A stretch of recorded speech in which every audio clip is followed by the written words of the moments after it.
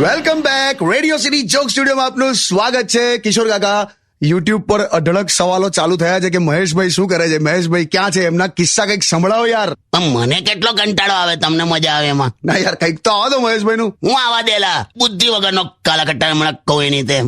શું થયું પણ કહો, સરખું કહો. હમણાં મેં અને મહેશ અહીંયા આ 4 રસ્તે ગયા તો કોઈ ગાડી વાળો આવ્યો અને આમ બાજુમાં ઉભો રહ્યો, આમ કાચ ખોલ્યો અને પેલા મહેશને પૂછ્યું કે મારે મહેસાણા જવું છે. તો મહેશ કે તો જાને, આમ કે ઉભો રહીને બધાને કેતો જઈશ તો ક્યારે પહોંચીશ કે. એટલે મેં કીધું ડોબા એ એડ્રેસ પૂછે છે કઈ બાજુથી જવું એમ. એ કે કહેવા નહીં ઉભો અત્યારે.